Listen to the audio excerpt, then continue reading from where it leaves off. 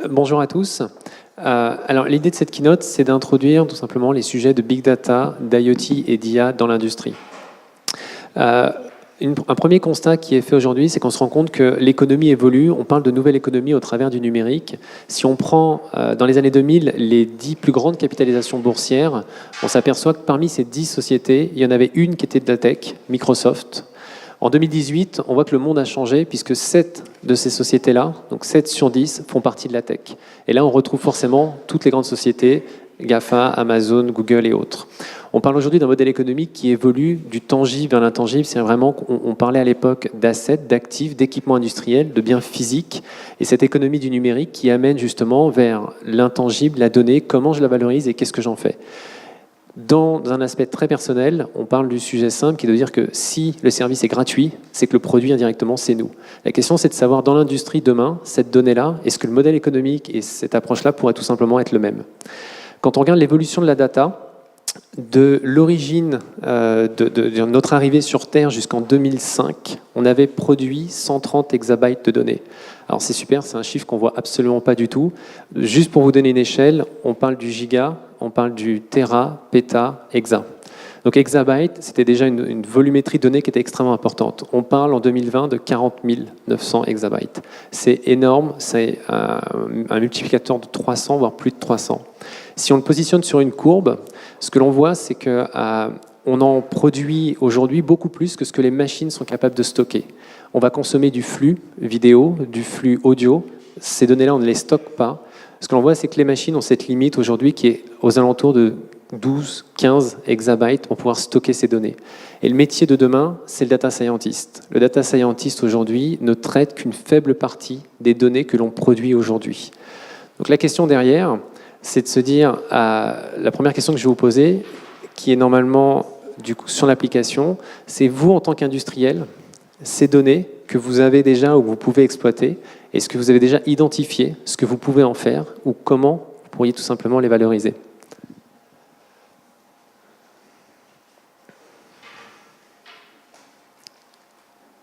Alors du coup, je ne sais pas combien de réponses on est censé attendre par contre.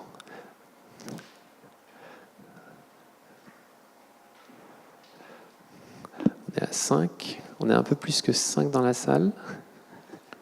Ouais, n'hésitez pas si vous avez du mal à vous connecter, à lever la main. Je passerai vous voir. Bon, bon déjà, l'avantage, c'est que tout le monde a bien la compréhension et l'importance aujourd'hui d'utiliser sa donnée. Après, la difficulté, en effet, est toujours de savoir ce que l'on peut en faire. Alors, il y a une personne qui a une réponse, ou du moins qui est assez radicale.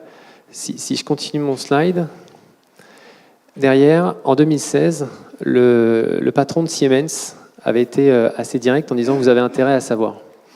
Pour une raison simple, c'était de dire que si on ne sait pas, on risque potentiellement d'être supprimé, ou du moins on risque potentiellement de perdre la valeur et de ne plus avoir le même impact chez notre client. Donc la valorisation de la donnée aujourd'hui, que je sois fabricant d'un équipement, que je pilote un process industriel, il est nécessaire aujourd'hui de se poser la question de savoir ce qu'on est capable d'en faire. Et pour aller un peu plus loin, si on prend le cas de Siemens, c'est qu'ils ont une position aujourd'hui qui est présente sur l'ensemble de la chaîne de valeur. Ils fabriquent des machines, ils fabriquent des capteurs, leurs capteurs, ils collectent la donnée, ils stockent leurs données dans leur cloud pour une raison simple, c'est que la donnée, pour eux, c'est le Graal de l'innovation. Donc quand on prend cette démarche-là, on va aller un peu plus loin, puis on regarde en se disant, donc du coup, cette machine intelligente, produite par exemple par Siemens, elle a cette notion d'intelligence parce qu'elle collecte la donnée et elle est capable de la valoriser. Quand on prend le marché aujourd'hui, 258 milliards, c'est ce qu'on estime en valeur de marché en 2024, avec un taux de croissance de 18% par an, ce qui est potentiellement assez conséquent. Et si on fait un parallèle et qu'on regarde maintenant la vision d'Autodesk, Autodesk parle demain d'un modèle économique de Product as a Service. En ayant une approche très simple, la flèche que vous avez en bas, c'est le process aujourd'hui standard que l'on a en tant que fabricant. On conçoit, on design, on produit et on va tout simplement, par exemple, vendre des pièces de rechange ou exploiter derrière du service après-vente au niveau des équipements. On a une valeur du produit qui est fixe. C'est-à-dire que le produit est vendu, le CAPEX est passé, on vit sur un peu d'OPEX et pas de service. Autodesk a mis en avant et déploie tout simplement toute sa stratégie digitale autour de ces briques-là en nous disant, à partir du moment où je connecte ma machine, je vais être capable de créer du service supplémentaire. Donc ce service que je vais créer, au fil de l'eau, je vais être capable de pouvoir l'enrichir et du coup développer de plus en plus de propositions de valeur auprès de nos clients. Et toutes les briques logicielles d'Autodesk en fait, sont développées selon cette stratégie. Donc à chaque brique, un outil Autodesk potentiellement est développé dans leur stratégie. Derrière, l'autre question, c'est cette machine intelligente, cette vision d'Autodesk aujourd'hui qui est de connecter la machine et du coup d'aller extraire cette intelligence. À votre avis, en 2021, combien des machines dans l'industrie embarqueraient de l'intelligence pour anticiper des pannes? Donc là, l'IDC a fait notamment une dizaine de prédictions pour 2019. Et dans ces dizaines de prédictions, il y a la réponse en fait à cette question-là. Donc 2021, c'est quasiment demain, embarquer en temps réel l'analyse des machines pour prédire tout simplement des pannes.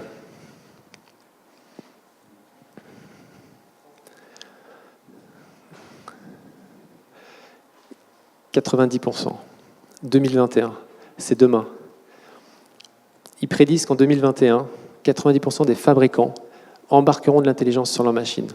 Alors la question, c'est qu'une fois que l'intelligence est embarquée sur la machine, qu'il y a de la donnée, qu'on est capable d'en produire, on en fait quoi, cette donnée? Parce que finalement, elle peut être poussée dans un ensemble de systèmes en fonction tout simplement des industriels que l'on a en face. Si on regarde aujourd'hui le marché de l'IoT, alors de l'IoT, donc industriel IoT, donc on met de côté aujourd'hui le marché de l'Internet des objets uniquement, et on est focus industrie.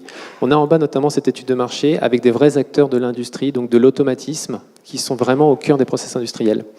On se rend compte que ce marché, 60 milliards 2017, 91 milliards 2023, 8% de croissance. Donc on a vraiment une évolution aujourd'hui du déploiement des capteurs et de l'Internet des objets au niveau du marché industriel. Sujet, accroître la performance industrielle. Alors performance industrielle, efficacité, efficience industrielle, on est dans tous ces sujets qui, à terme, donnent une réponse, c'est clairement marge opérationnelle, compétitivité. Enjeu majeur pour l'industrie française. Donc du coup, ces capteurs, on a ces machines, on a ces capteurs, on est capable de les connecter et du coup on les pousse où? Alors quand on regarde, si on est maintenancier, aujourd'hui, une grande partie des maintenanciers vont utiliser ce qu'on appelle le logiciel de GMAO, donc de gestion de la maintenance assistée par ordinateur. Ce marché-là, on s'aperçoit, croissance annuelle, près de 10%. Donc les grands maintenanciers aujourd'hui vont tout simplement de plus en plus être capables de récupérer de la donnée qui viennent des équipements, mais aussi, et du coup, optimiser tout simplement leur gestion d'assets, donc leur gestion d'équipements sur des sites industriels. Un des points majeurs relevés dans cette étude, c'est que de plus en plus, la RFID se déploie dans l'industrie, puisqu'un technicien qui vient sur un site industriel et qui va suivre tout simplement un équipement, il est capable d'utiliser la RFID donc, pour tout simplement se connecter à sa GMAO et faciliter la vie du technicien au quotidien. Donc c'est vraiment réaliser toutes les opérations quotidiennes en tant que technicien. Un autre parallèle, c'est que si on n'est pas dans la maintenance, on est dans l'optimisation des process. Dans l'optimisation des process côté industrie, les outils d'MES, pareil, croissance attendue annuelle aux alentours de 13% par an. Les MES, c'est vraiment ces outils qui vont être capables de faire la corrélation entre un planning prévisionnel qui est aujourd'hui dans un système d'information d'entreprise, donc type ERP, et qui va être capable d'être piloté, suivi, contrôlé en temps réel dans l'industrie, dans la fabrication de votre usine, de votre processus industriel. Et au milieu de tout ça, il y a les plateformes IoT qui arrivent. Là, on parle d'une croissance de 33% annuelle. Alors forcément, la plateforme IoT, elle a la capacité de marcher un petit peu aussi sur les fonctionnalités d'une GMAO, gérer des actifs, gérer des interventions, gérer des ressources, mais aussi sur la partie MES, piloter du process industriel, puisque ces plateformes vont notamment avoir la capacité d'embarquer indirectement beaucoup plus facilement de l'intelligence artificielle. Donc comment explorer ces données? Donc plateforme IoT, quand on prend des exemples, des fabricants de capteurs comme IFM, qui fabriquent des capteurs, proposent aujourd'hui à leurs clients de suivre l'état des équipements à travers tout simplement la mesure qu'ils réalisent au niveau de leurs capteurs. Donc ce n'est pas le fabricant de la machine, ça va être simplement le fabricant du capteur qui est capable de proposer ce service. Tout comme le fait par exemple SKF. très intéressant finalement pour des industriels qui vont piloter des process et qui vont piloter du coup des équipements. Question majeure pour des fabricants qui sont de dire comment moi je vais potentiellement créer mon service avec l'exploration de cette donnée-là. On s'aperçoit que même dans l'automatisme, donc ce qu'on appelle le monde de l'automatisme industriel avec les acteurs ABB, Siemens et autres, eux aussi développent leur plateforme IoT. Donc la plateforme IoT est aussi un moyen pour capter aujourd'hui un marché et qui permet surtout à un ensemble d'acteurs de la chaîne de valeur de facilement connecter un équipement. Si on regarde une petite étude sur un benchmark qui a été fait par The Forrester concernant les plateformes IoT, les grands critères qui prennent en compte, c'est du coup tout ce qui est connectivité, c'est être capable au niveau de cette plateforme IoT, cette solution aujourd'hui qu'on entend beaucoup côté cloud, d'agréger des données qui viennent de différents protocoles et de différents standards. Critère numéro 1. La sécurité, forcément, à partir du moment où on va connecter des objets dans l'industrie, la sécurité est un point majeur. On va déployer des grands volumes d'objets connectés. Gartner parle en 2025 de 60 milliards d'objets connectés. Objets connectés au sens large, pas uniquement industriels. Et derrière, du coup, le grand sujet de la plateforme IoT, c'est comment je vais être capable de la transformer, comment je vais aller embarquer tout simplement certains algorithmes pour aller extraire la valeur de cette donnée-là. Et derrière, du coup, c'est surtout l'ouverture. Puisqu'à partir du moment où j'ai une plateforme IoT, je peux me connecter à d'autres systèmes, je vais être capable de venir interagir avec un système d'information global au niveau de l'entreprise. Donc on est vraiment dans cette chaîne de valeur à construire qui est du coup le capteur, la connectivité, ce côté récupération de la donnée, valorisation de la donnée, et en même temps interconnexion avec un ensemble d'autres systèmes. Pour ça, l'un des grands enjeux, c'est l'interopérabilité. On a aujourd'hui deux mondes, le monde de l'informatique, le monde de l'automatisme industriel. Les majeurs ont commencé à se mettre d'accord sur un standard, un protocole qui s'appelle OPC-UA. Et on a en fait à droite sur l'image la chaîne de valeur que ça représente. Donc en bas, on va avoir vraiment toute la partie capteur.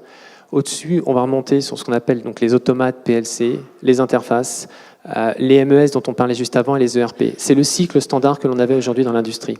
L'arrivée de ce standard-là, OPC-UA, permet tout simplement d'installer un logiciel client-serveur directement sur l'équipement ou même potentiellement sur le capteur et de s'affranchir tout simplement de la chaîne de valeur aujourd'hui que l'on voit sur la partie automatisme. L'un des enjeux, c'est en même temps derrière de se dire, c'est-à-dire que les données pourront arriver de partout par différents acteurs et à un moment, il va falloir que tout le monde discute ensemble avec ce qu'on appelle du coup une sémantique, une description des données, des métadonnées, qui va permettre cette exploration de données. Donc OPC-UA a été du coup fortement adopté par l'industrie 4.0, à la fois pour des sujets notamment de sécurité. Petite question, on parle beaucoup de plateforme IoT, beaucoup de cloud. Est-ce que vous pensez aujourd'hui que le cloud est indirectement la plateforme qui restera ou potentiellement, est-ce que vous voyez d'autres architectures? On avait entendu parler d'autres architectures que le cloud.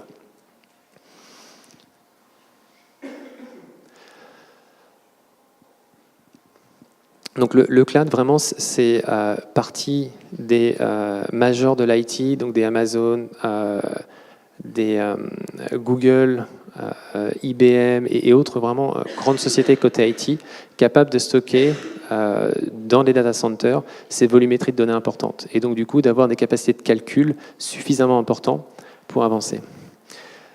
Donc la réponse en effet, c'est qu'on arrive sur des solutions qui sont hybrides. En 2012 a été créé à un moment où est venu émerger ce qu'on appelle le fog computing. Il a été un peu plus formalisé dans les années 2015 au travers d'un consortium qui s'appelle l'Open Fog Consortium. Et en gros, l'architecture a été au fur et à mesure de dire je suis au niveau du device, donc l'edge, on parle d'edge computing, la capacité de calculer en embarqué, du fog computing ou du cloud. Donc l'architecture évolue et quand on regarde ce marché, on voit qu'on est sur un taux de croissance annuel de 7,4%. Valeur de marché 18 milliards en 2022. Donc cette architecture de fog computing va aussi connaître une croissance importante dans les années à venir. Ce qu'il faut noter récemment, c'est qu'il y a eu la fusion de deux consortiums. L'I2C, qui est le consortium qui travaillait sur tout ce qui était l'Internet industriel, et de l'autre côté l'OpenFog, qui étaient plutôt des acteurs venant de l'IT. Ils ont fusionné tous les deux. Ça représente aujourd'hui, je crois que c'est un peu plus de 600 membres qui sont dans ce consortium-là. Et vous avez le monde de l'IT et le monde de l'outil qui s'est réuni. En plus de ça, ils sont venus faire un partenariat avec OPCUA. Donc on commence à avoir la chaîne complète au niveau architecture, logiciel et entre guillemets matériel pour répondre à cet enjeu. Et pour l'illustrer, si on devait faire un petit schéma pour comprendre entre guillemets où va le monde aujourd'hui dans cette transformation digitale, c'est qu'on avait vraiment trois mondes.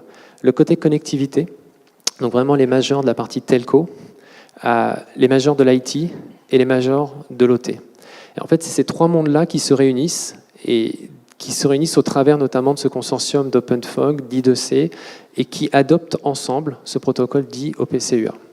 Donc ça amène en même temps un sujet de fond, c'est que tous les acteurs de la chaîne de valeur aujourd'hui peuvent tout simplement commencer à structurer leur démarche de transformation digitale pour savoir comment construire l'exploitation de leurs données, à quel niveau. Est-ce que je me mets au niveau du device? Est-ce que je me mets au niveau de mon usine? Est-ce que je me mets à un niveau cloud? Et comment je vais agréger et créer cette valeur? Si on regarde la filière aéro, qui a été notamment l'un des exemples qui a été pris par le Comité national du numérique, ils avaient créé Boost Aero, qui a été en fait un standard avec plutôt des spécifications techniques qui expliquaient comment les industriels de la filière aéro pouvaient travailler ensemble.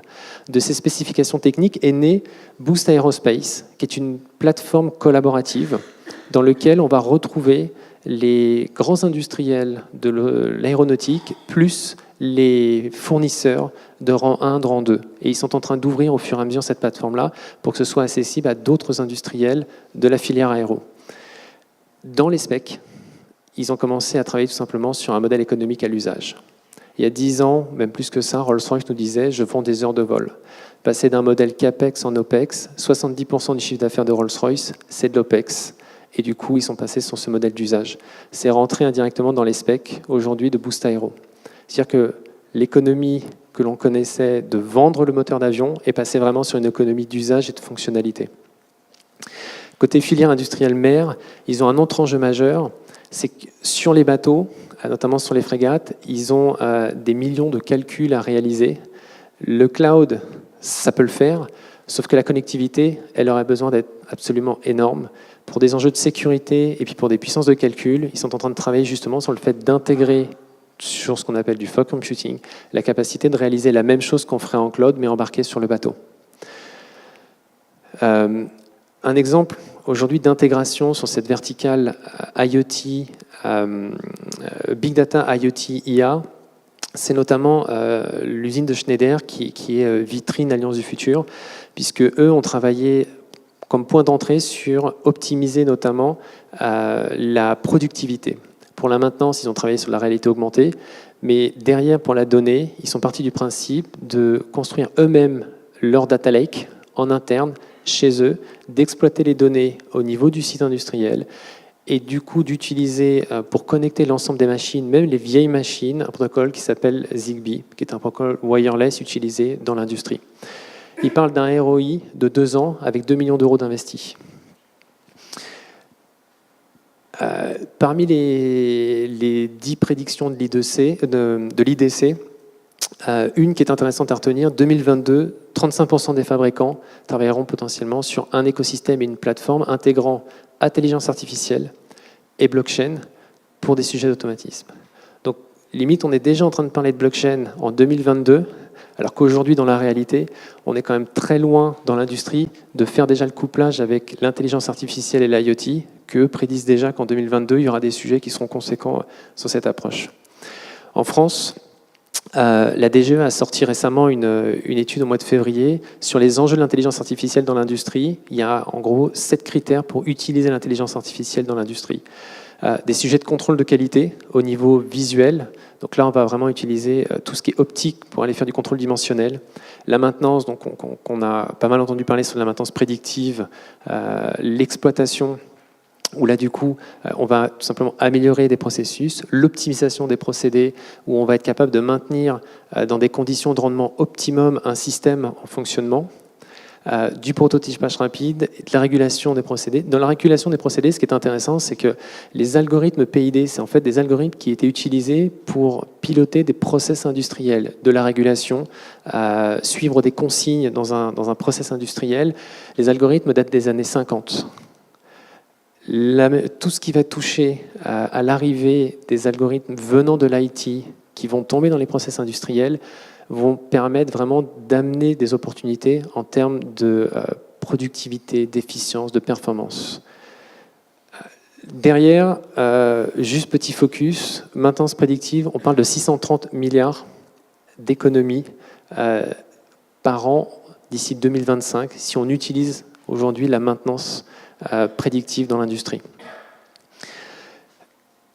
Alors, intelligence artificielle, on parlait des algorithmes de PID notamment. Safran, lors d'une interview, avait dit c'est cool si on se rate sur Netflix, par contre on ne peut pas se rater dans l'industrie. Donc l'une des difficultés aussi, c'est qu'on peut utiliser l'intelligence artificielle, mais il faut qu'on fasse attention où, comment, quel risque, et surtout il faut qu'on sache ce qu'il y a derrière. Et c'est l'un des points en même temps critiques sur les limites aujourd'hui que l'on a à déployer de l'intelligence artificielle comme ça, surtout pour piloter du process. Petit focus du coup sur quelques startups qu'on a retenues. Tell.me Plus, qui en fait développe en cloud des modèles prédictifs qui maintenant peuvent être déployés en edge. Donc du coup, collecte de données dans du cloud, on développe les modèles prédictifs et on les pousse directement dans des devices embarqués. À la base, c'est des gens qui sortaient du marketing, donc plutôt côté IT, qui ont bifurqué dans l'industrie et qui, à partir des données, vont être capables potentiellement on va dire, de faire sortir certaines expériences métiers. Braincube, qui est un des acteurs français, un des acteurs majeurs, puisque du coup, il travaille notamment avec un certain nombre de grands industriels. Eux ont un positionnement qui est vraiment d'être sur l'optimisation des process industriels, c'est-à-dire comment je vais être capable de maintenir un système dans des conditions optimum. On va avoir Skyfoundry, qui est une plateforme, qui est une start-up américaine qui, elle, a développé en fait une plateforme complète. Quand on dit complète, c'est qu'on est capable de collecter de la donnée suivant différents standards, que ce soit du Modbus, du BACnet pour des industriels, que ce soit du MQTT, de l'HTTP pour ceux qui viennent à la limite de l'IT. Et dans cette plateforme-là, on va être capable de structurer la donnée. C'est-à-dire qu'une donnée qui rentre, on la décrit, il y a un dictionnaire, et dans ce dictionnaire, on va choisir comment, tout simplement, on décrit cette donnée. C'est un projet open source qui s'appelle iStack, qui a été développé aux États-Unis. Eux ont intégré cette sémantique dedans, et derrière, ils sont venus empiler ce qu'on appelle les bases de données time series, la visualisation des données, du machine learning, et la possibilité de faire tourner cette plateforme à la fois en edge, en fog ou en cloud. Une boîte française qui a été pas mal promue, qui est donc Amiral Technologies, sorti du CNRS, eux sont en mesure de faire tourner des algorithmes qui vont être capables de s'affranchir de l'expérience métier pour reconnaître des patterns. Donc du coup plutôt complexe, mais qui a déjà fait ses preuves chez différents industriels aujourd'hui. Le dernier que je voulais vous présenter, c'est Epicensor, puisqu'on parlait de Zigbee, notamment chez Schneider. Epicensor, c'est une start-up irlandaise qui développe à la fois du hardware, donc des capteurs qui vont être capables de faire de la mesure électrique ou vibratoire, ou on va dire différents types de mesures sur un site industriel. Via le Zigbee, en fait, c'est l'image qu'on a à droite, assez rapidement, on va être capable de ce qu'on appelle faire un mesh, c'est-à-dire être capable de connecter l'intégralité des devices que l'on va être capable de déployer sur un site industriel. Et à partir de là, on est capable de pousser ces données en cloud ou d'exploiter ces données-là à l'échelle du site industriel, donc en local. Voilà, je vous remercie pour votre écoute et votre attention.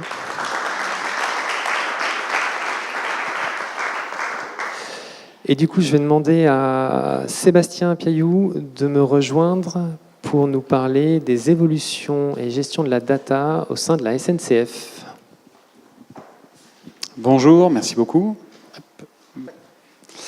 Donc, je m'appelle Sébastien Piaillou, je suis directeur Data IoT du groupe SNCF, qui est en fait un centre d'expertise d'une centaine de personnes qui aide les différentes entités du groupe à résoudre des problématiques métiers qu'on va voir en utilisant l'IA, la big data ou l'IoT.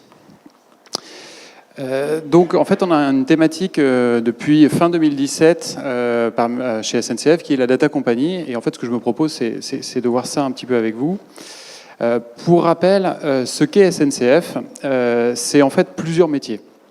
SNCF, c'est à la fois de la mobilité, avec 4 millions de voyageurs par jour, 17 000 trains.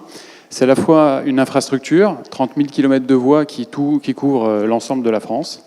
C'est aussi des gares, 3 000 gares. C'est aussi un leader de la logistique avec Géodis. Et c'est aussi un patrimoine immobilier avec notamment 8,5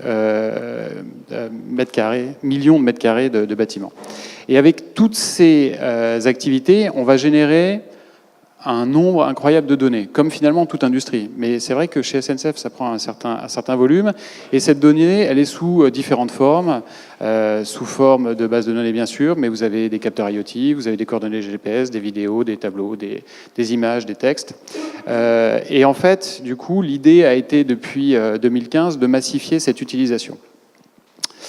Avec un objectif, pour nous, c'est de répondre à des enjeux métiers en utilisant la donnée et les technologies pertinentes. Alors, ici, je vous ai cité des thématiques sur lesquelles on est déjà intervenu, à savoir l'information voyageur, la connaissance client, la maintenance et supervision des infrastructures, la connaissance des mobilités et ce qui va venir bientôt qui s'appelle le MaaS, Mobility as a Service. C'est comment vous allez consommer de la mobilité de manière fluide, peut-être avec des forfaits bientôt. La supervision du réseau et la téléopération et la sécurité ferroviaire. Donc ça, ce sont des exemples où on va utiliser à la fois l'IoT, la Big Data et l'IA pour arriver à les résoudre. Et ce que je veux traduire aussi dans cette slide, c'est le fait qu'on ne doit jamais perdre de vue que l'IoT et la Big Data ou l'IA, c'est qu'un moyen. Ce qu'il faut, à chaque fois qu'on interagit avec nos métiers, c'est comprendre quelles sont leurs problématiques et voir quelle est la meilleure réponse à apporter. Parmi les autres thématiques qu'on va sûrement adresser en 2019, ça va être les fonctions support, qui est aussi, quand vous avez 260 000 collaborateurs, comme on l'a vu au préalable, vous avez pas mal de pistes d'optimisation sur les achats, sur la finance. Vous avez des réflexions qui sont aussi dans le domaine RH. Avant de rentrer dans certains constats qu'on a pu faire, peut-être vous dire ce qu'on a réalisé. Nous avons aujourd'hui 3 plateformes. Une plateforme IoT, une plateforme Big Data et une plateforme d'Open Data. Donc les 2 premières sont dans le cloud et sont en train d'être de plus en plus intégrées, l'IoT, la plateforme IoT et la plateforme Big Data.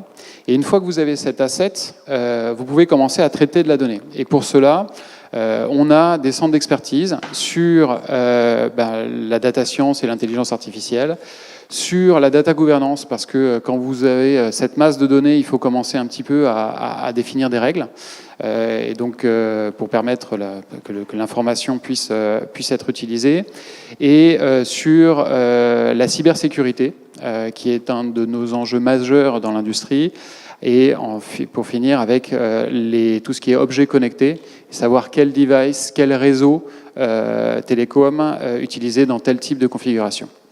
Donc ça, c'est un premier point. Et tout ceci nous permet d'interagir en fait avec des équipes data qui sont dans les différentes sections de SNCF. Donc moi, personnellement, je suis au niveau de la direction digitale et au niveau de la holding.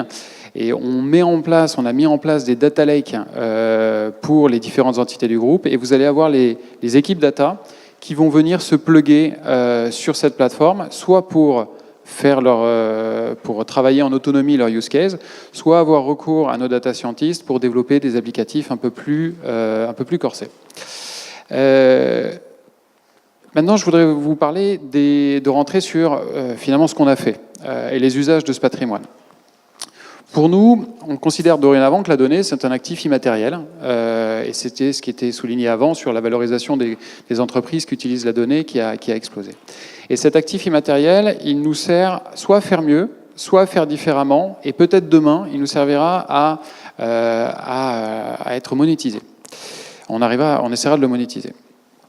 Cette classification, elle n'est pas de nous, elle vient de notamment un consultant qui s'appelle Bernard Marr. Voilà, je ne sais pas si vous en avez déjà entendu parler, qui a écrit un très bon bouquin qui s'appelle Data Strategy et qui résume un petit peu ces 3 temps. Donc faire mieux, c'est d'abord avoir des outils d'aide à la décision. Ces outils d'aide à la décision, ils nous servent à savoir ce qui s'est passé, à comprendre pourquoi ça s'est passé, à prédire ce qu'on pourrait faire et à prescrire. Et c'est vraiment dans cet ordre, savoir, comprendre, prédire, prescrire. Et je vais l'illustrer avec un exemple qui est un use case qu'on a eu sur la perte d'adhérence. Donc la perte d'adhérence, c'est quoi? C'est quand la roue d'un train commence à glisser sur le rail plutôt que de rouler. Et comme elle glisse, elle va s'aplatir. On a un phénomène qu'on appelle le phénomène des roues carrées. Et vous êtes obligé d'aller de stopper le train, de l'emmener en maintenance parce qu'il est plus bon pour l'exploitation. Chez nous, ça arrive pendant l'automne et ça occasionne pas mal de dégâts dans certaines régions. Et du coup, on se posait la question, finalement, si c'est pendant l'automne, est-ce que c'est pas à cause des feuilles mortes? Parce que quand les feuilles mortes sont écrasées sur le rail, vous avez un enduit sur le rail qui se dépose et qui provoque cette perte d'adhérence. Bon, la première, quand on nous a interrogés, la première question a été de dire, mais est-ce qu'on sait où ça se passe? Plutôt que de dire que c'est déjà les feuilles mortes. Et en fait, on s'est rendu compte que pour savoir où ça se passait, il fallait croiser des données de l'infrastructure, des données du patrimoine végétal, des données du matériel et des données des personnes qui sont appelées les tractionnaires, c'est les conducteurs de train. Donc, vous deviez croiser un nombre important de données. Et pour réaliser que finalement, les pertes d'adhérence ne se produisaient pas toujours quand il y avait des feuilles mortes. Et donc, du coup, on est entré dans la deuxième phase, qui a été de comprendre ce qui se passait, de voir que c'était plurifactoriel. Vous avez la courbure des voies, l'accélération, la pointe de rosée, et les feuilles mortes ne sont qu'un facteur en plus qui permet d'expliquer le phénomène. Et une fois que vous avez ça, là, vous pouvez rentrer dans les phases de prédiction et de prescription. On a eu beaucoup de cas où on était interrogé sur on veut faire de la maintenance prédictive et où, au bout de 5 à 6 semaines, on se rendait compte que la qualité de la donnée n'était pas la bonne et qu'il fallait repartir du savoir et comprendre. Et c'est pas parce que vous allez sur le savoir et comprendre que vous n'allez pas utiliser l'IA. Si votre but c'est d'utiliser l'IA, vous pouvez très bien utiliser l'IA. La preuve, nous, c'est ce qu'on a fait. On a dû, en fait, vous avez dans les industries une mine d'or qui s'appelle les rapports de tous vos agents.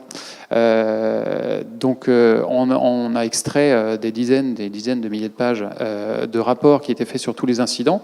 On ne peut pas les lire les unes après les autres, donc il faut développer du traitement sémantique qui va être adapté finalement au langage ferroviaire. Donc c'est là où on a majoritairement utilisé l'IA au cours des dernières années, c'est pour arriver à capter l'information qui était auparavant cachée dans ces rapports-là, en fait. Donc ça, c'est le premier temps, des outils à la décision. Deuxième temps, faire différemment et créer de nouveaux services. Donc par exemple, ici, c'était sur l'application SNCF, où les personnes qui acceptent de nous confier leur géolocalisation, on va essayer de leur proposer des destinations vers lesquels ils sont susceptibles d'aller quand ils ouvrent leur application. Donc c'est quelque chose que Waze fait déjà, mais du coup on s'est dit pourquoi pas le faire nous aussi et proposer ce nouveau service. Ces nouveaux services dans l'industrie, on va être obligé de les développer aussi à partir des années 2020, 2021, 2022. Je vais citer un exemple, c'est chez SNCF Réseau. Qui sont en charge en fait de l'infrastructure, ont un défi, c'est de pouvoir augmenter le nombre de trains par heure. Et pour ça, il faut qu'il y ait plus de sillons. Ça s'appelle comme ça, ou les slots aussi dans l'industrie aérienne. Donc c'est des droits de passage. Et pour faire ça sur Paris-Lyon qui est saturé, vous avez deux choix. Soit vous construisez une nouvelle voie à côté de la première et ça vous coûte des milliards. Soit vous allez développer une nouvelle manière d'arriver à faire interagir les trains les uns avec les autres. Et pour le coup, il va falloir utiliser pas mal de données pour arriver à le faire. Donc ça, c'est un gros projet qui est en train d'être déployé chez SNCF Réseau et qui montre bien que l'industrie aussi va pouvoir développer de nouvelles manières de faire. Enfin, le troisième, c'est monétiser la donnée. Là, on a eu pour l'instant juste un ersatz de ce que ça pourrait donner, c'est-à-dire qu'on avait déployé des capteurs de détection de givre sur les caténaires dans la région de Nantes. Et en fait, ce qu'on s'est rendu compte, c'est qu'on était arrivé à prédire l'arrivée du givre un petit peu avant Météo France. Et du coup, à cette occasion-là, on a eu des échanges avec Météo France. On nous a dit, mais finalement, plutôt que nous déployer ces capteurs, est-ce qu'on ne pourrait pas utiliser votre information et les vôtres? Donc pour l'instant, on n'a pas encore fait de partenariat, mais ça nous a fait réfléchir sur le fait que si on déploie des capteurs sur les 30 000 km de voies, on pourrait peut-être être amené à... cette information pourrait être utile peut-être à d'autres personnes, d'autres industriels sur le territoire français. Donc ces 3 usages, faire mieux, faire différemment et monétiser, sur lequel on essaie de faire pas mal de choses. Maintenant, je voulais vous parler sur les 4 minutes qui me restent des enjeux. Il y en a 4. La sécurité, la transversalité, la rapidité et les processus métiers. Sur la sécurité, ce qu'on a constaté, c'est une augmentation assez importante, le double. En fait, on a eu le double d'attaques sur notre SI en 2018 par rapport à 2017. Et ça continue à augmenter. Donc déjà, c'est un sujet qui est très important pour nous, qui est l'affaire de tous, à la fois de l'IT, mais aussi des agents, en l'occurrence, où dans le domaine industriel, le sujet est à la fois le vol de données dont on a beaucoup parlé quand c'est du vol de données personnelles, mais quand vous incorporez la data pour améliorer ou pour servir d'outil dès la décision de votre système industriel, le problème majeur, c'est la corruption de données. Parce que si jamais les agents commencent à prendre des décisions sur des données qui sont corrompues, on peut aboutir à des drames. Et le 4e point, c'est la gestion de crise. Il faut savoir qu'on a été assez marqué par ce qui s'est passé à l'été 2017 en Suède, où, parce qu'il y a eu un mauvais management d'une crise liée à une fuite de données, en fait, tous les échelons des transports et voire ça allait jusqu'au gouvernement suédois ont été touchés. Vous avez une démission du ministre des Transports suédois parce qu'ils avaient mal géré une crise liée aux données. Donc chez SNCF, on s'est mis en ordre de bataille. On a développé 3 ou 4 scénarios de gestion de crise si jamais il y avait, ou plutôt quand il y aura un problème lié aux données. Parce que vu le nombre d'attaques, voilà, il faut être préparé. C'est comme ce qui se passe aussi pour l'incidentologie. On a aussi des scénarios de crise quand il se passe certains incidents. Donc premier enjeu, la sécurité. Le deuxième enjeu, c'est la transversalité. Transversalité de la donnée. Quand je vous parlais tout à l'heure de l'adhérence dégradée, il a fallu croiser plein de données de différentes entités pour arriver à créer de la valeur. Et là, l'enjeu est de ne pas percuter frontalement les silos que vous pouvez avoir dans les groupes industriels. Les silos, ils sont là parce qu'ils ont leur utilité parfois pour permettre de concentrer les énergies. Il faut arriver à faire accepter qu'il peut y avoir une couche transverse qui va aider à bien faire l'activité dans chacun silo séparé. Deuxièmement, transversalité de la technologie.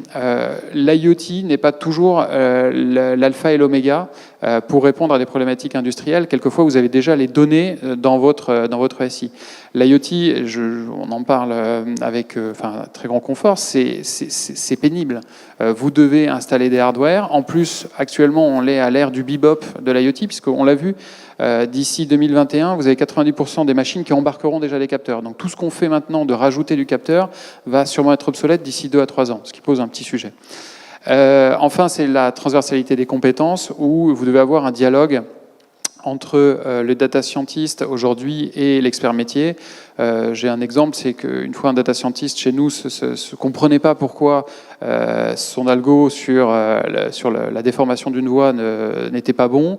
Et en fait, il y a un expert métier qui a levé la main pour dire bah oui, mais ça, cette ligne, elle a été créée au 19e siècle sur une rivière qui avait été asséchée pour l'occasion. Donc vous avez la géologie de la voie qui est du terrain, qui est pas le même. Et ça, en fait, il se trouve que la personne connaissait le cadastre par cœur. Donc, ce sont des exemples pour vous dire qu'on est obligé d'avoir une communication entre les deux. La rapidité, c'est une réalité du digital. À titre d'info, on a construit 4 plateformes Big Data en 3 ans avant d'arriver à stabiliser. Tout d'abord, on a construit 2 sur du on-premise, après on est parti sur du IaaS et maintenant on est sur du PaaS. C'est une réalité, les technologies évoluent beaucoup et donc du coup il faut avoir ça en tête. Ça a une incidence sur la culture d'ingénieur parce qu'il faut savoir que la donnée, elle n'a pas besoin d'être parfaite pour donner de la valeur, pour procurer de la valeur, et ça a une incidence sur la culture managériale, parce que les plans à 5 ans sont moins valables à partir du moment où vous changez tous les 18 mois. Et donc, du coup, ça demande de la pédagogie vis-à-vis des dirigeants. Et je terminerai par les processus métiers qui sont quelque chose de clé pour la data dans l'industrie. Il faut arriver à penser au-delà de la technologie et à se dire qu'il faut changer les processus. Un exemple, vous faites de la maintenance prédictive, vous arrivez à trouver des algos qui vont bien, et donc typiquement vous arrivez à arrêter un train en gare avant qu'il tombe en panne entre deux gares, parce que ça c'est le pire, parce que vous devez faire descendre les personnes des voies. Une fois que vous avez fait ça, est-ce que pour autant vous avez prévu d'avoir des équipes mobiles de maintenance ? Pas forcément. Et ça, on a eu d'autres use cases sur lesquels on avait déployé des capteurs pour de mesure de température, qui du coup ont déclenché des alertes beaucoup plus fréquentes qu'on ne le pensait et qui ont occasionné beaucoup de sorties de nos personnels. Et comme on n'avait pas réglé les processus métiers, à un moment, on s'est posé la question de continuer le déploiement parce que c'était pas manageable en fait ce que ça occasionnait comme perturbation. Donc du coup, ça c'est un des messages qu'on répète, c'est ne pensez pas uniquement en technologie. Si vous voulez réussir si on veut réussir chez SNCF notre transformation, il faut aussi voir les impacts sur les processus métiers et commencer à les revoir les uns après les autres. Voilà, merci beaucoup.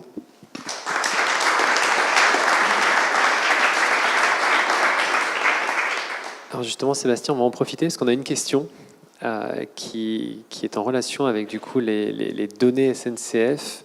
Il y a eu du coup un moment un échange sur la partie désiloter la donnée qui permet justement de faciliter le développement du potentiel business. Là, au niveau du groupe SNCF, du coup, la démarche, elle est de créer un data lake par entité ou... Alors, on a une plateforme technologique et après, vous avez 4 data lakes. Mais dans ces data lakes, parce qu'on a des contraintes réglementaires, vous ne pouvez pas, les personnes qui sont chez les transporteurs ne peuvent pas avoir accès à toutes les données qu'il y a chez SNCF Réseau. Mais en revanche, à partir du moment où vous avez une plateforme, rien ne vous empêche de dupliquer la donnée pour, tout en respectant les contraintes réglementaires, arriver à la croiser au sein de chacun des data lakes. Voilà. J'en profite. Est-ce que du coup, il y avait d'autres questions peut-être par rapport ou à la keynote ou à l'intervention du coup de Sébastien sur la SNCF? Non, tout le monde est bien sage.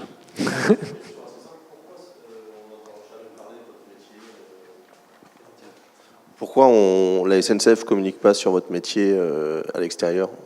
Alors, on communique, mais ce qu'il y a, c'est que l'actualité autour de SNCF est assez riche. Donc, on peut être noyé un peu par ça, mais vous avez eu des conférences de presse. En fait, vous avez une tous les ans sur le digital, puis vous avez lors de Vivatech, où aussi on expose un certain nombre de choses. Mais c'est vrai que vous avez une actualité par ailleurs qui est riche. Merci beaucoup pour ce retour d'expérience. Merci. Et je vais demander maintenant du coup à Christophe Didier de IBM de me rejoindre pour un retour d'expérience, donc Data IoT, pour une optimisation de l'efficacité opérationnelle, cette fois chez L'Oréal. Ouais, ok. Bonjour à tous. Ouais, donc moi je suis Christophe Didier, donc je suis CTO pour l'Internet des objets chez IBM France. Et donc, je ne vais pas vous parler d'IBM aujourd'hui. Je vais plutôt vous concrétiser un petit peu ce qui vient d'être présenté jusqu'à maintenant, c'est-à-dire ne pas répéter, parce qu'il y a beaucoup de choses en commun, bien sûr. Plutôt concrétiser par un exemple retour projet chez un client. Donc, le client, c'est L'Oréal. Le sujet, c'est Industrie 4.0, industrie avec IE, parce que l'Industrie 4.0 vient plutôt de l'Allemagne à l'origine, et pas forcément des États-Unis comme d'habitude. Donc, on peut se permettre de l'écrire avec IE, c'est assez correct, on va dire, pour les puristes. Avec un Y, on le trouve aussi énormément. Ça, c'est juste pour la lexique.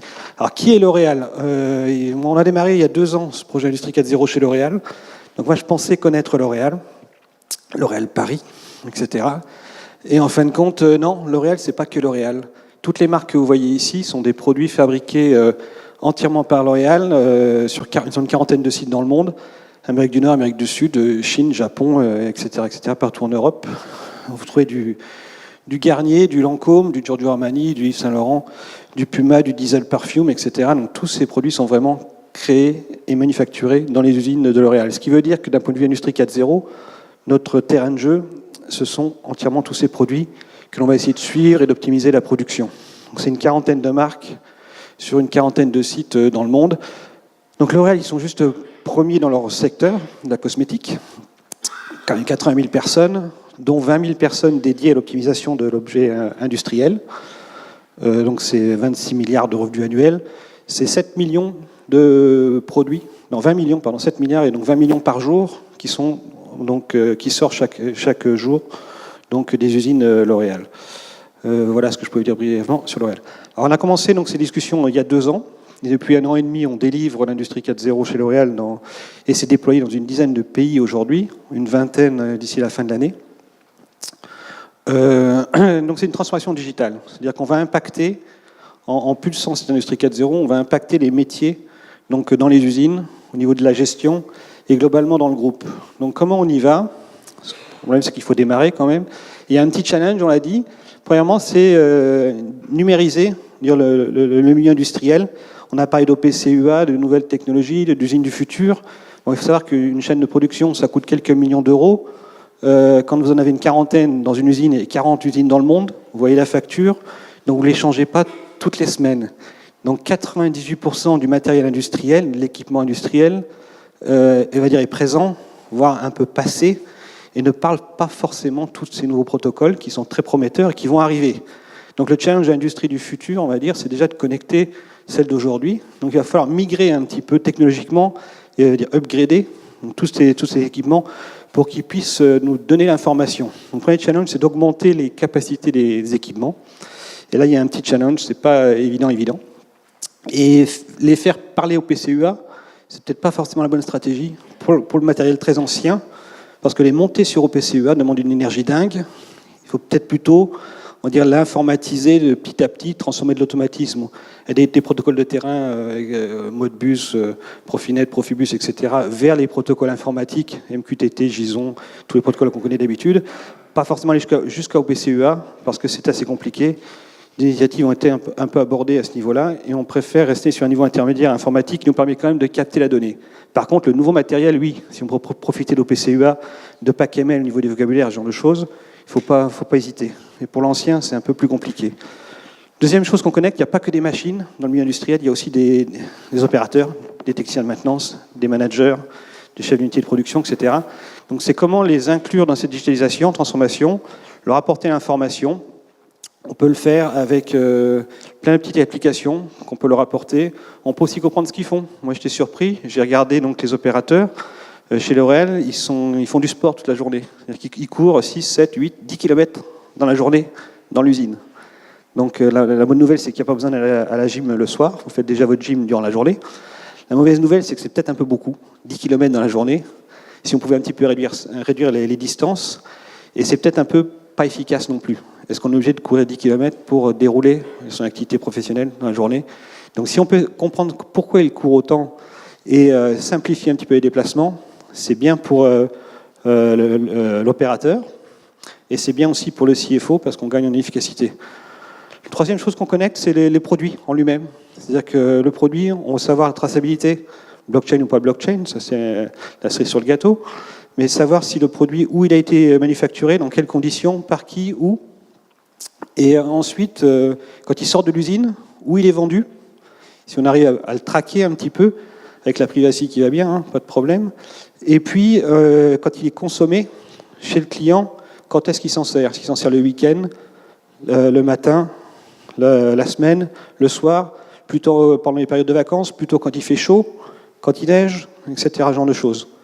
Donc, traquer les objets une fois qu'ils sortent de l'usine, c'est aussi un petit challenge, ça fait partie de l'industrie 4.0. Et bien sûr, on peut s'attaquer aussi au building, c'est-à-dire connecter les sites industriels pour connaître leur performance énergétique, et puis voir aussi si on le fait avec des drones, par exemple, on fait l'audit chaque année, on lance des drones sur un site chez L'Oréal, ça peut faire jusqu'à 1 km de long, donc le faire à la main, c'est un peu compliqué. On lâche des drones qui prennent des photos de toute la surface extérieure du bâtiment. Ces drones envoient les photos dans le cloud. Dans le cloud, on a un système cognitif qui a appris différents patterns donc de défauts, de craquelures de peinture, de fissures de murs, de fuites thermiques, si on prend de l'infrarouge sur les capteurs du drone. Et on est capable avec ça donc d'apprendre sur toutes les images. Et il y en a, nous, quand on a 10 images, ça va. Quand il y a 1000, 2000, 3000, 5000 images à traiter, c'est mieux que ce soit l'algorithme qui le fasse que nous. Et donc il détecte tous les défauts. Après, on a une description numérique du bâtiment. Et on peut refaire un audit. Au lieu de passer des semaines et des semaines à faire l'audit, on le fait en 2-3 heures en après-midi, s'il fait beau. Parce que lâcher le drone, quand il ne fait pas très beau, c'est pas une bonne idée non plus. Deuxième étape, une fois qu'on a toutes ces données, on visualise. Et là, on visualise beaucoup de données, beaucoup. Et à un moment donné, trop de données. Donc comprendre un petit peu ce qu'on a commencé un petit peu à capter en pulsation, à dire industrielle, dans son activité. C'est la deuxième étape. Après, on a trop de données, trop de corrélations. Corréler 5-6 dimensions, c'est encore faisable. Quand on a 200 dimensions en chimie à corréler, c'est pas facile à faire. Donc ça, on utilise plein d'algorithmes qui le font pour nous. La partie analytics.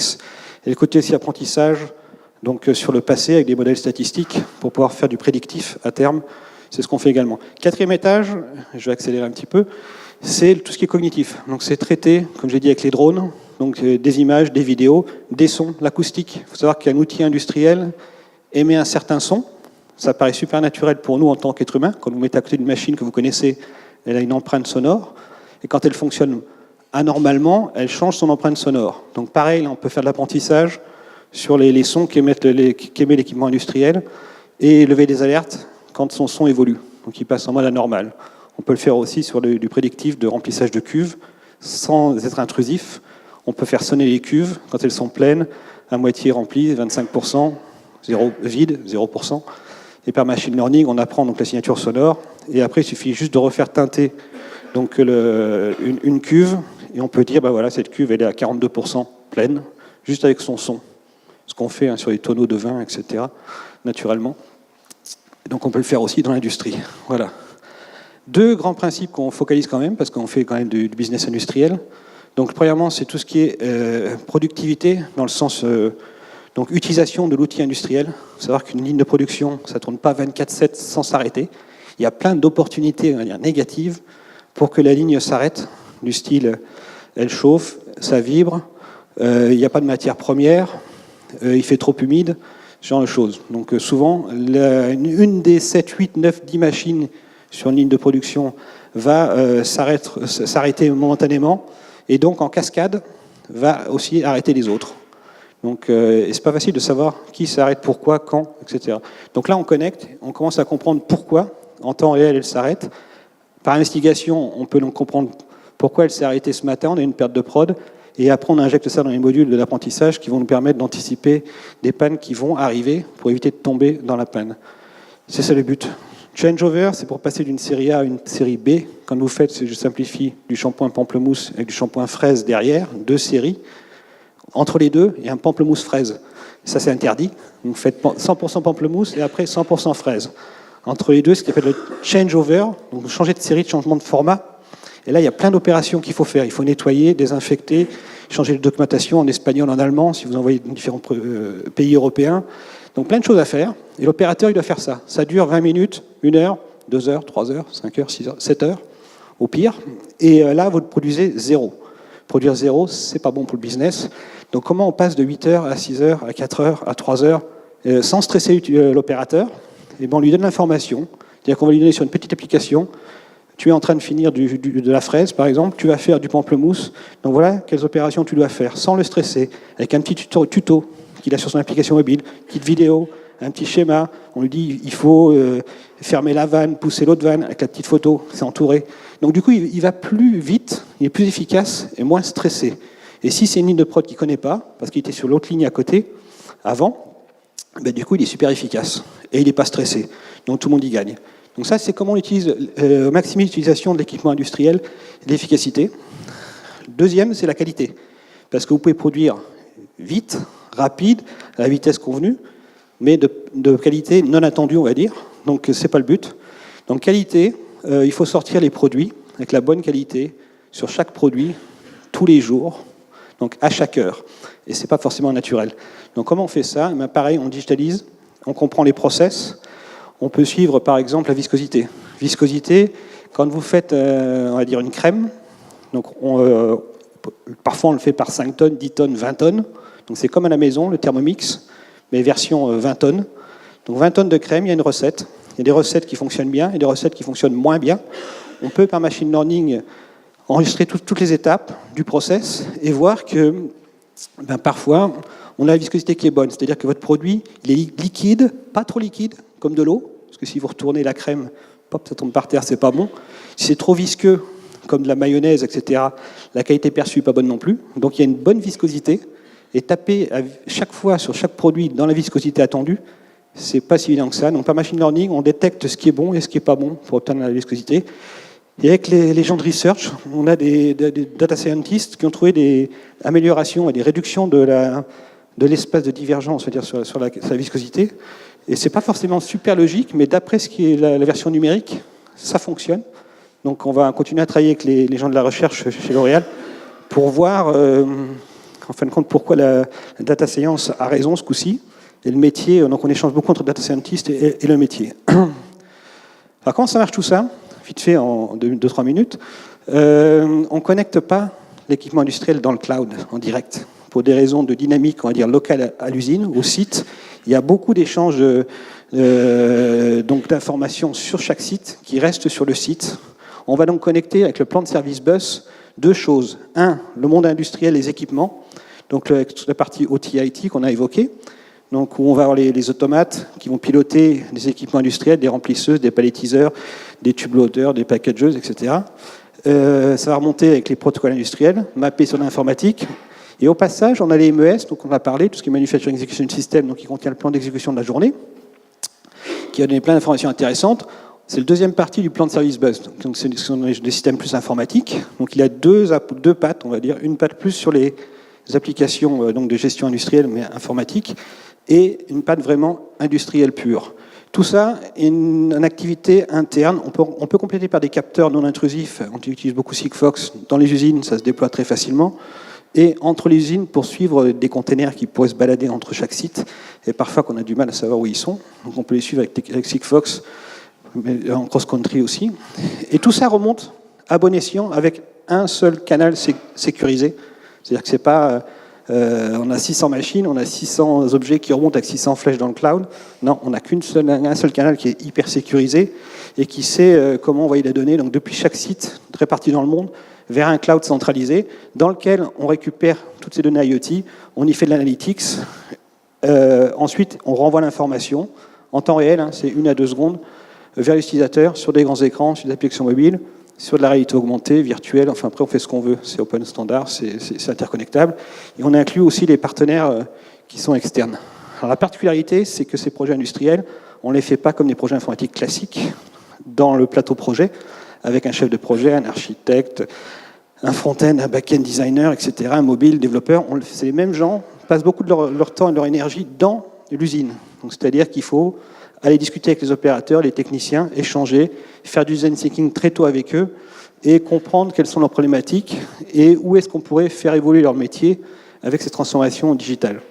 Donc c'est quelque chose qui peut être un peu surprenant au début, mais qui est très enrichissant pour l'informaticien, on va dire, classique. Alors comment on démarre? Parce que tout ça c'est bien beau, on se dit, j'ai bien compris, maintenant lundi on démarre, qu'est-ce qu'on fait? Combien, comment, quelle taille, etc. Ben, on démarre petit, on fait une journée et on échange déjà. Parce que c'est pas forcément... Comme je dis, moi il y a 2 ans je connaissais L'Oréal comme tout le monde et en fin de compte pas tant que ça. Donc ça vaut le coup de passer une journée avec le client et d'échanger sur qui il est, ce qu'il fait, ce qu'il a en tête. Après on peut faire du design thinking, on embarque évidemment les managers, les directeurs, mais surtout les opérateurs qui vont bénéficier de ces transformations tous les jours, parce que la productivité, ça va être eux qui vont la booster quelque part, les techniciens de maintenance, etc. Et on fait design thinking. Ensuite, en quelques semaines, on va faire un démonstrateur, une implémentation. On ne passe pas 6 mois, 1 an, 2 ans, c'est trop long.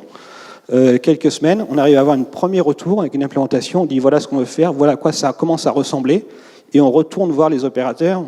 Est-ce que ça impacte ton métier?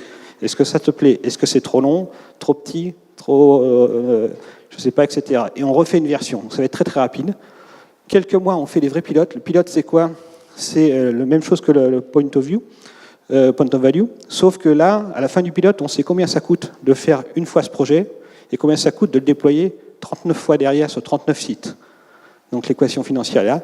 Une fois qu'on sait tout ça, est-ce que ça fait vraiment, comment ça marche, quel est l'impact sur le métier, combien ça rapporte, combien ça coûte une fois et 39 fois en redéploiement massif, on étend sur les 39 sites, parce qu'a priori c'est validé et ça rapporte, donc il ne faut pas hésiter à déployer le plus rapidement possible. Voilà, une petite vidéo de 2 minutes pour finir, et puis j'ai légèrement dépassé.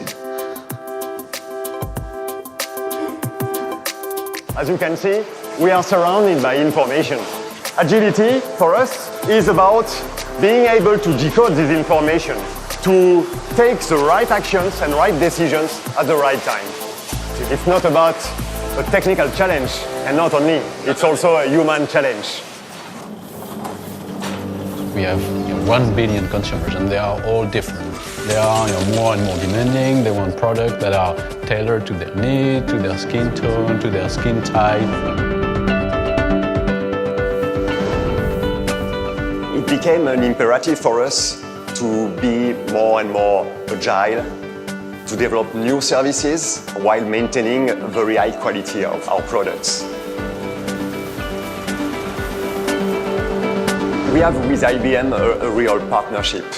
It's quite an extension of our workforce. We did a lot of co-development with our people, with the people from IBM, working together, brainstorming, using design thinking type of methodologies. During these design thinking sessions, we identified about 30 different projects that could answer the pain points in our shop floor. One very tangible example was the developing a mobile application. L'application permet d'effectuer mes changements avec rapidité et efficacité.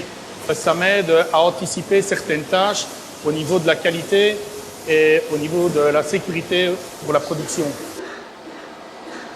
What we've developed in such a short time frame have solved pain points, issues that were unsolved so far, that have enabled us to be much more flexible and agile. I think the Watson IoT platform is a solution that enables us to gather all the data that we are able to get from the different sensors that we have on our manufacturing lines. At the same time, this platform is a way to take the information from our consumers if they want to customize or personalize some products. We are able, thanks to this platform, to collect this data and send back to our packaging line. Thanks to artificial intelligence, we are now able to understand the root causes of some of our problems. I'm convinced that artificial intelligence will help us in getting more and more efficient, while at the same time improving our performance of our operations. So moving such a large organization to be as agile and flexible as a startup is a challenge. But we like challenges.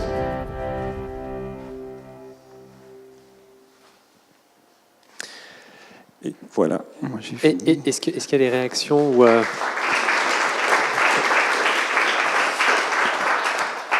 est-ce que vous auriez des questions par rapport à la présentation actuelle d'IBM? C'est un peu rapide. 15 minutes, c'est un peu court. Oui, très rapidement, j'étais intéressé parce que j'étais curieux, notamment sur la partie connectivité. Vous avez mentionné Sigfox, il y a plein de manières différentes de connecter, soit en local avec du LoRa ou d'autres choses, du Zigbee, etc. Ouais. Quelle a été la démarche que vous avez eue de manière générale et potentiellement pourquoi utiliser ce type de solution? Oui, alors ce que fait L'Oréal souvent, c'est qu'ils ont un concept à éprouver, à prouver.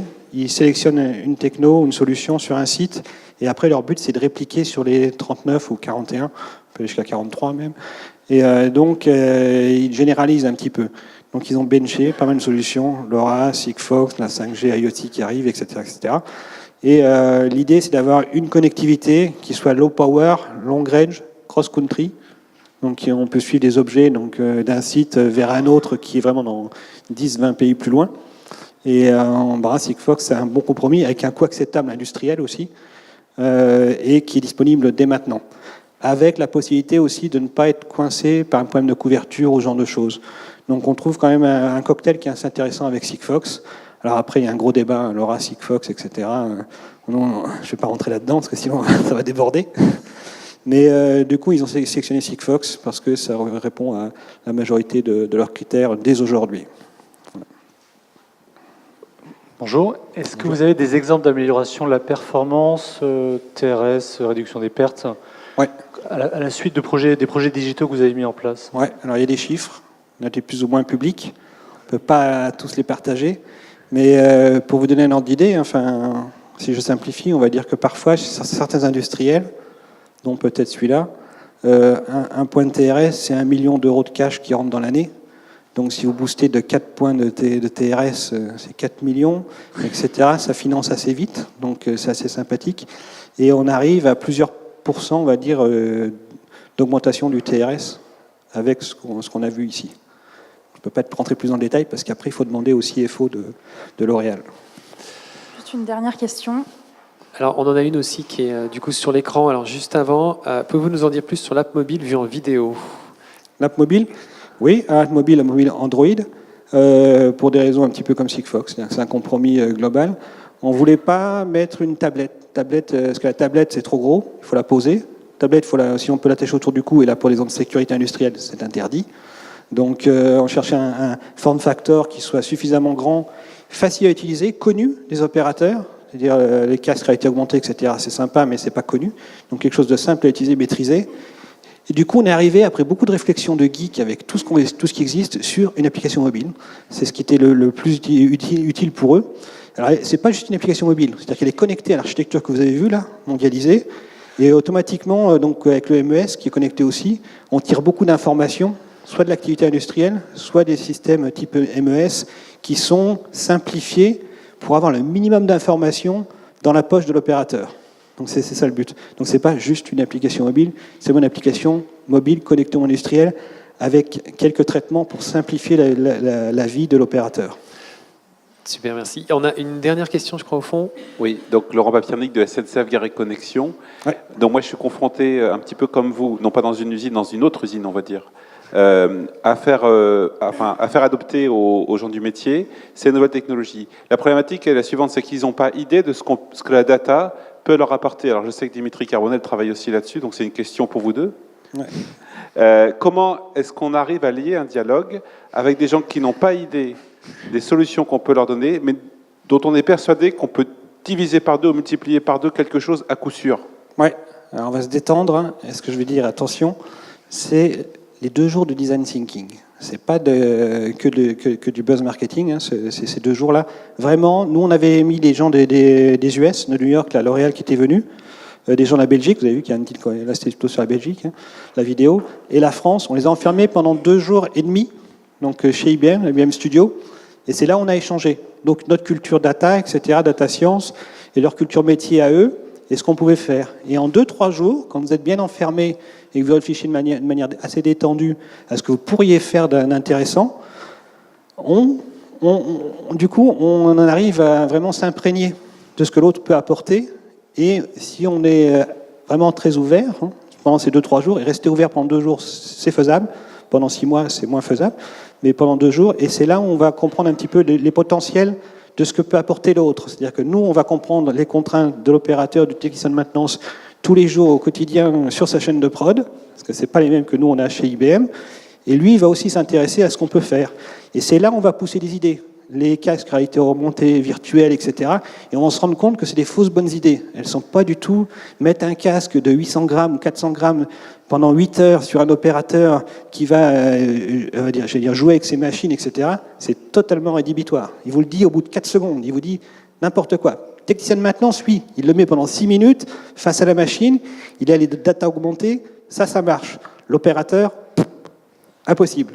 Donc c'est là où vous commencez à valoriser tout ce qu'on peut, le potentiel de la transformation digitale et ce qu'on peut injecter. Merci beaucoup. Voilà. Beaucoup d'échanges. N'hésitez pas à continuer après. Il y aura un temps dédié justement pour du networking. Donc si vous voulez continuer vos échanges, ce sera vraiment fait pour ça. Afin de continuer notre table ronde, alors cette fois on va rentrer dans une table ronde autour de la maintenance prédictive au service des utilisateurs. Et je vais demander à Alain Piguet de me rejoindre de chez Cône et Stéphane Huby de chez Atlas Copco. Bonjour. Bonjour. Alors, du coup, l'idée, là, c'est vraiment de partager avec vous, en tant que constructeurs, du coup, tous les deux, un retour d'expérience que vous avez déjà pu avoir dans cette chaîne Big Data, IoT, IA. Et pour commencer, à la limite, ce que je vous propose, c'est de vous présenter, donc vous personnellement, dans l'activité au sein du groupe, et puis déjà le groupe pour contextualiser un petit peu ces enjeux derrière qui viendront autour de cette thématique. Bonjour à vous, donc Alain Piguet, je m'occupe du marketing, de la communication et de l'expérience client pour Kone sur l'Europe du Sud, la France, Israël. Et donc du coup le groupe. Alors le groupe Kone en quelques mots, donc Kone ça veut dire machine en finnois. Kone est un groupe d'origine finlandaise, nous sommes l'un des leaders mondiaux des ascenseurs escaliers mécaniques portes automatiques, avec près de 9 milliards d'euros de chiffre d'affaires, près de 60 000 collaborateurs dans le monde, répartis dans 60 pays. Et je dirais que notre mission, c'est d'améliorer la mobilité dans les villes. Et notre vision, c'est de délivrer la meilleure expérience de déplacement. Et donc, on est à la fois sur la vente et l'installation d'équipements neufs, sur la maintenance et la modernisation. Quelques sites de référence. On est en train d'installer des ascenseurs sur la future plus haute tour du monde, la Kingdom Tower à Jeddah, 1000 mètres de haut. Et puis en France, on a équipé la tour la plus haute de France, la Tour First à la Défense. Merci. Stéphane Huby, donc de votre côté. Donc, moi, je suis chef des ventes service après-vente pour la région, enfin, le Grand Nord de la France, on va dire. Atlas Copco est un groupe suédois. 130 années d'existence, donc un petit peu de recul. 9 milliards d'euros de chiffre d'affaires, 33 000 personnes dans le monde. On intervient dans différents domaines d'activité qui sont les compresseurs, groupe électrogène de chantier, l'outillage pneumatique, les pompes à vide et les compresseurs, donc qui est l'activité dans laquelle je travaille, qui représente à peu près 45% du chiffre d'affaires du groupe. Combien de sites peut-être de production? Alors sites de production, j'ai pas le nombre en tête, mais donc pour le marché européen, on produit essentiellement à Anvers, en Belgique et en Italie. Mais après, on a des sites de production en Inde, en Amérique du Sud, en Chine, mais plutôt pour ces marchés-là.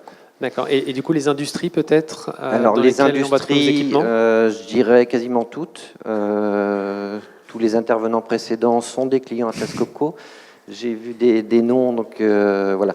Nous avons la chance d'être présents dans tous les types d'industries parce que l'air comprimé est utilisé aussi bien chez votre dentiste, votre garagiste, que dans une usine automobile ou chez L'Oréal ou autre. Très bien, merci. Alors du coup, comme vous êtes lancé, on va continuer. La démarche aujourd'hui d'Atlas Copco, côté donc machine, côté équipement, cette approche IoT, Big Data, IA, le fait de connecter cet équipement aujourd'hui, quel a été du coup un petit peu ce projet? Pourquoi finalement connecter ces équipements du côté Atlas?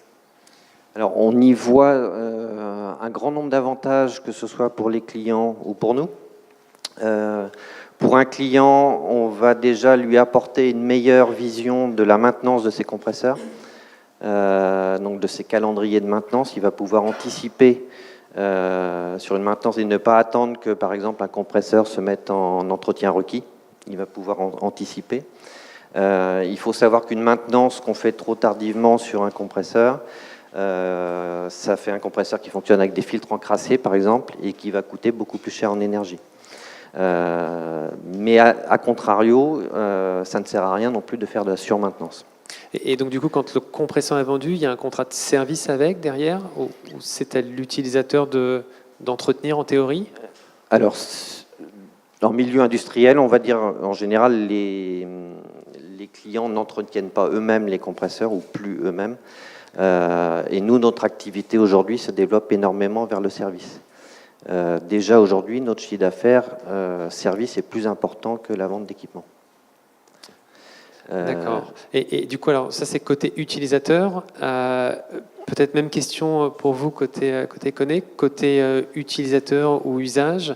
Peut-être pourquoi avoir connecté du coup ces équipements de mobilité? Alors, je dirais que nous, on est face à un challenge, c'est l'urbanisation au niveau mondial. Si on veut être un des leaders dans la mobilité, il faut accompagner cette urbanisation, puisque On a déjà 50% des personnes qui habitent dans les villes. À l'horizon 2030, il y aura 5 milliards d'habitants qui sont dans les villes. Et donc, notre challenge, si on veut améliorer la qualité de service, la disponibilité des équipements dont on a la maintenance, c'est pour ça qu'on s'est tourné il y a 2 ans, en fait, vers la recherche de solutions connectées, de plateformes IoT, donc qui nous permettent de mettre en place une maintenance prédictive pour améliorer la disponibilité de nos équipements, puisque on s'adresse à tout type de clients, que ce soit dans le segment résidentiel, hors résidentiel, et un centre commercial, par exemple, un aéroport, une gare, ont des impératifs de disponibilité des équipements qui sont clés. Et voilà, là l'objectif c'était de fournir une solution à valeur ajoutée pour nos clients, en même temps pour améliorer l'expérience de nos clients et de l'utilisateur final. D'accord. Et donc du coup, alors si on prend au niveau de l'entreprise en elle-même, le fait d'avoir connecté ces équipements, les transformations peut-être que ça a enclenché chez vous, alors peut-être à la fois en termes d'organisation, en termes de modèle économique, est-ce que vous pouvez nous partager un petit peu ce retour ? Oui, alors je pense qu'on est un bon exemple dans cette mise en place de services connectés chez Kone, donc de couplage entre le big data, l'IoT, l'intelligence artificielle, puisque on équipe de capteurs, donc les ascenseurs dont on a la maintenance, alors que ce soit des ascenseurs de marque Kone ou de marques concurrentes, et je dirais que là c'est le grand plus sur ces solutions-là.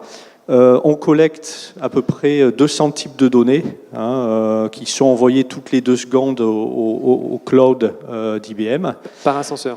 Par ascenseur. Donc, sachant qu'on entretient plus d'1,5 million d'équipements, voilà, vous avez une idée en fait donc du milliard et des milliards de données qui, à terme, notre objectif donc c'est de les pousser vers le cloud d'IBM pour collecter, stocker les données, les analyser avec le moteur d'intelligence artificielle Watson pour identifier des signaux faibles annonciateurs de panne.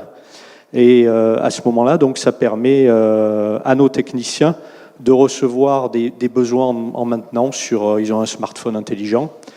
Donc, il leur permet d'intervenir même avant qu'une panne soit identifiée pour pouvoir réparer, venir et éventuellement commander la pièce.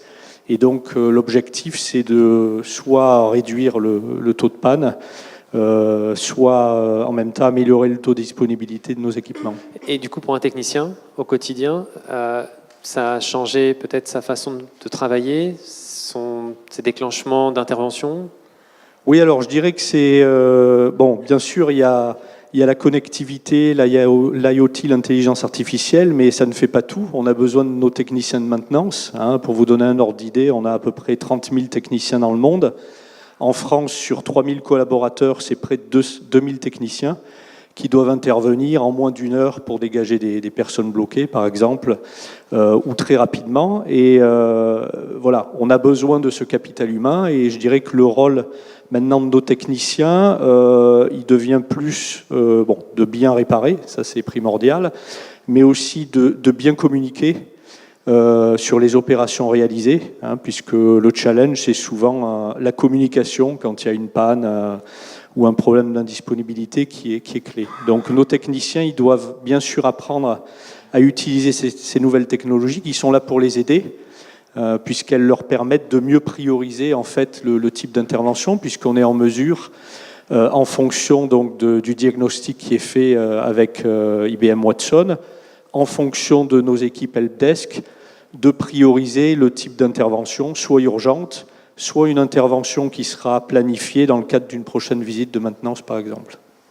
Merci. Donc mobilité as a service, côté vraiment mobilité, déplacement des personnes. Si on prend le côté industrie, donc côté Atlas, les transformations qu'on imagine dans l'entreprise quand on intègre ce type de service amènent quel challenge ou enjeu ? Mais en fait, c'est assez similaire à la problématique chez Kone. L'enjeu, c'est effectivement d'anticiper sur les pannes, en analysant les données envoyées par les capteurs, d'être capable de dégager des tendances et de pouvoir alerter un client pour qu'il arrête sa machine avant qu'elle ne casse. Et ensuite, donc, quand la panne survient, l'autre intérêt, c'est d'être déjà en mesure d'avoir un pré-diagnostic, éventuellement de faire en sorte que le technicien aille chez le client avec déjà la pièce qui permettra de réparer la machine. Et là, on gagne énormément en temps et en argent, puisqu'on va limiter les déplacements et on va être beaucoup plus efficace.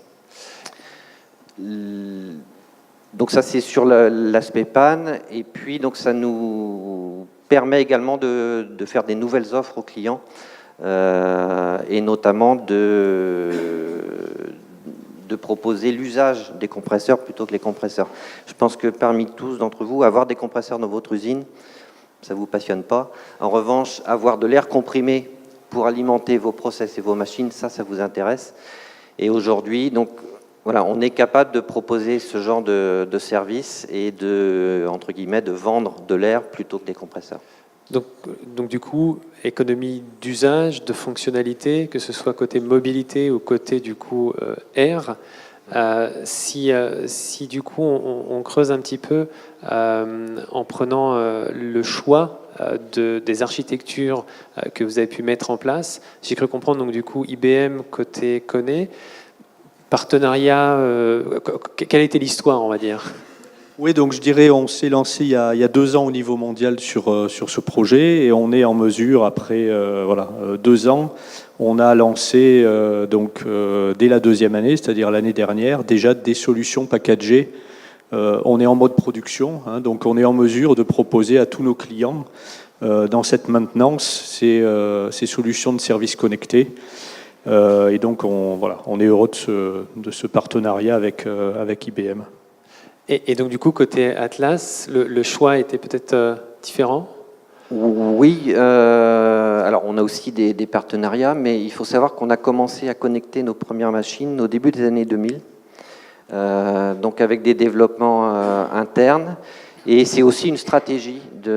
Pour nous, on considère que le savoir-faire de fabriquer un compresseur, et notamment les éléments de compression par les techniques qui sont le cœur des machines, c'est la même chose demain que les données exploitées à partir de ces compresseurs. Donc c'est vraiment notre savoir-faire et on souhaite garder la maîtrise de ça et ne pas le diffuser. Un petit peu en parallèle de Siemens, du coup, qui au final a intégré ou verticalisé dans son modèle économique l'exploitation du coup de la donnée.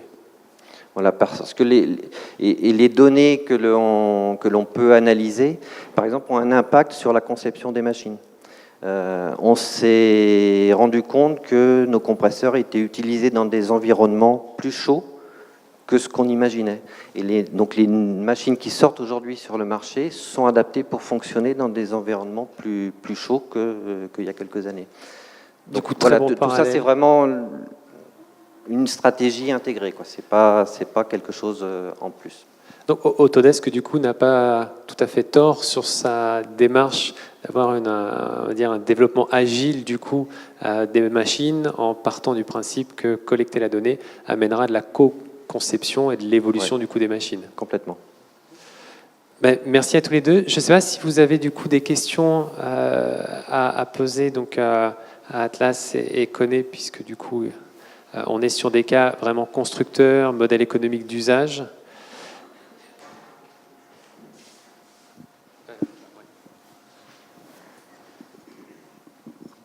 Vous avez cité notamment le cas, vous aviez effectivement des éléments qui vous permettaient de remonter des informations de température. Est-ce qu'il y a une problématique vis-à-vis de l'industriel qui soit peut accepter ou dit bah non, j'ai pas envie effectivement que vous remontiez l'information parce que comme vous avez l'information, c'est la mienne et pas la vôtre. Est-ce qu'il y a des problématiques comme ça ou au contraire pas du tout Alors c'est une question qu'on s'est effectivement beaucoup posée au début et qui se pose en réalité très peu. Donc à tel point qu'aujourd'hui, toutes les nouvelles machines qui sortent d'usine sont connectées d'office. Le client a toujours la possibilité de déconnecter s'il le souhaite. Mais je me creuse la tête, je ne serais pas capable de vous citer 5 clients qui nous ont demandé à déconnecter. Il faut savoir que les données que l'on collecte, ce n'est pas des données personnelles, c'est évidemment donc des données de fonctionnement des machines. Et je pense que les clients aussi voient l'intérêt de cette connexion. Et dans le cas de toute manière, ils ont le contrat d'entretien, de maintenance qui du coup est opéré par le constructeur dans votre modèle économique. Alors oui, par exemple, donc on a un centre de diagnostic qui va faire qu'on va pouvoir anticiper ces pannes. Donc c'est opéré par nous dans le cadre d'un contrat avec le client. Et le bénéfice client est évident, quoi. Il y a un bénéfice pour nous et pour le client. Donc c'est du win-win. Est-ce que vous souhaitez peut-être rajouter quelque chose côté intervenant ? Non, je dirais juste la continuation de ça. Hein, c'est aussi notre volonté de développer un écosystème avec des partenaires, des startups, pour donc développer des applications pour favoriser la mobilité, hein, grâce à cette connectivité et des interfaces de programmation. Maintenant, on est en train de développer des solutions de portée virtuelle qui vous permettent d'être reconnu via votre smartphone en arrivant chez vous. L'ascenseur vous reconnaît, il vient vous chercher au rez-de-chaussée, il vous amène à votre étage. Avec Blind Square, qui est une application pour les malvoyants, on est en mesure de leur indiquer le sens de marche d'un escalier mécanique, par exemple dans un centre commercial. Voilà. Donc c'est aussi l'intérêt de bâtir avec IBM, c'est cet aspect écosystème d'applications tierces. Merci beaucoup à tous les deux. Merci. Merci.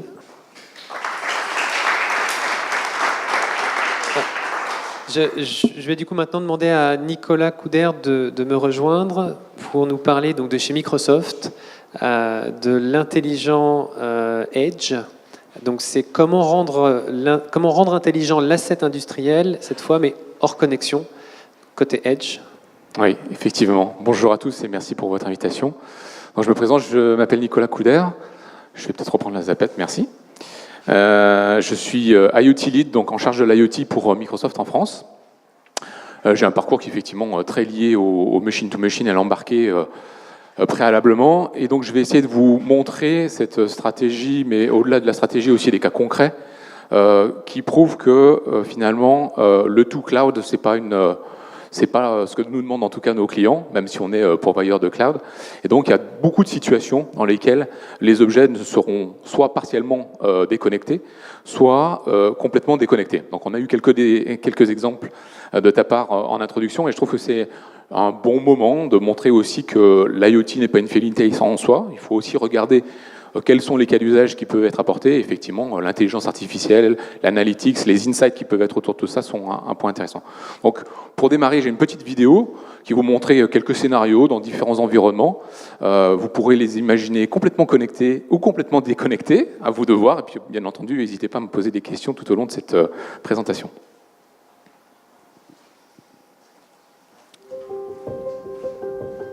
As our world becomes increasingly digitized, so does our ability to connect with it. Imagine if you could search your surroundings the same way you search the web. Using existing cameras and advances in AI, we can now find things and people in the real world in real time and take action to improve safety and well-being. When a dangerous spill occurs in a chemical plant, cameras recognize the incident. Information about the spill is instantly shared with the people who need it the most, enabling them to protect other employees from coming in contact with the hazard and clean it up.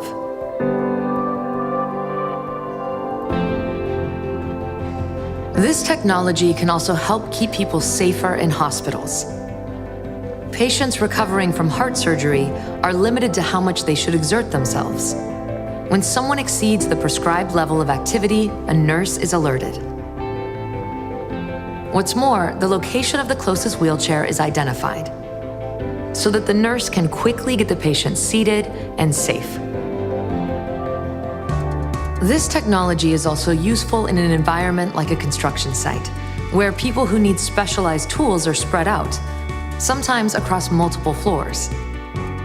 Using cameras already in place, this technology can identify a specific tool, as well as the closest authorized person who can deliver it, saving everyone time and keeping the workflow moving. The digital and physical worlds are coming together to help make everyone more safe, secure, and productive. and we're bringing the edge of Microsoft's cloud to any device.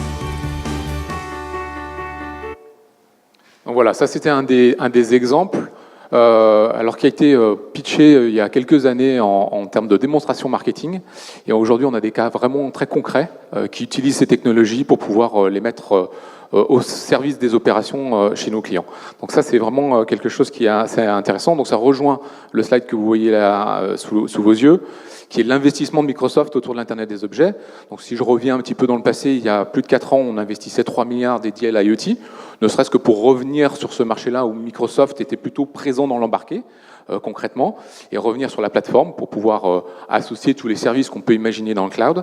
Et ces 5 milliards additionnels qui ont été annoncés l'année dernière sont pour revenir sur les fondamentaux et vraiment insister sur cette partie Intelligent Edge. Donc redescendre la capacité de tous les assets, qu'ils soient connectés, déconnectés, en permanence ou jamais, de pouvoir bénéficier de toutes ces données, parce qu'on imagine bien sur le cas précédent qu'un flux de données vidéo, déjà ça a un coût, de pouvoir tous les héberger, de pouvoir tous les analyser. Personne a nécessairement toutes les ressources dans ces organisations pour pouvoir revoir ces streaming vidéo. Ça revient un peu sur les sujets de j'ai beaucoup de données des opérateurs à la SNCF et on les a, il y a une grosse valeur mais on les exploite pas. Donc tout ça c'est comment on va pouvoir le faire de façon aussi déconnectée. Alors, on a parlé des quadrants, je ne vais pas y revenir. Effectivement, Microsoft a un positionnement qui, dans le passé, n'était pas du tout dans le quart nord-est, on va dire, des quadrants des analystes, très clairement. On y revient pas seul, c'est aussi un point important. On y revient avec bon nombre de partenaires, PTC, C3 IoT, Siemens, Rockwell Automation, et j'en passe. Je ne vais pas donner tous les partenaires qui sont avec nous, mais aussi Schneider Electric en France et dans le monde, font partie de cette association pour fournir des technologies aux acteurs de l'OT. On est très identifié comme un acteur de l'IT. On a un passé embarqué qui est pas anecdotique, c'est encore $1 milliard de revenus pour Microsoft en France chaque année sur la partie embarquée.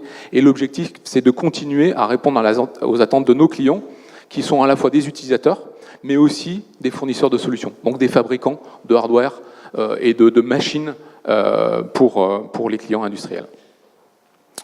Donc toute notre stratégie, si je la résume en un slide, elle est là. Intelligent Edge, Intelligent Cloud. Pourquoi ce positionnement? Parce que ça rejoint tous nos piliers. Ça rejoint nos piliers device, ça rejoint nos piliers même Office, ça rejoint aussi nos piliers Dynamics 365, parce que typiquement tous les opérateurs ne vont pas être connectés, on est de plus en plus connectés, les machines le sont de plus en plus, mais on ne l'est pas en permanence. Et on a besoin, nous, à titre individuel, d'être déconnectés. Les machines, dans certains cas, n'ont pas la capacité de rejoindre le réseau, ou pourraient mettre en péril un asset industriel si la connectivité venait à disparaître, ou si même la disponibilité du cloud venait venir en interruption ne serait-ce qu'une seconde. Donc tout l'intérêt, c'est d'arriver à des assets industriels, temps réel, IoT, mais pas connectés nécessairement au cloud public.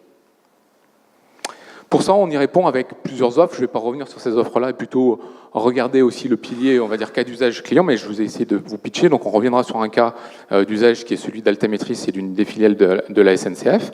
Mais typiquement, on va avoir de gros enjeux. La sécurité. Faire de la sécurité de ces assets industriels, c'est indispensable. Parce que les attaques aujourd'hui, elles sont très nombreuses sur l'IT. On en est un des premiers, on va dire, acteurs où tous les acteurs essayent de rentrer par la porte du cloud. Et de cette expérience-là, on la met à disposition de l'IoT avec un framework qui s'appelle Azure Sphere. Et Azure Sphere, c'est quoi? C'est 3 piliers. Un OS, un hardware, que Microsoft ne fournit pas, mais avec des silicon vendors, et une architecture hardware de référence, et une plateforme pour pouvoir reconnecter ces assets quand ils le seront.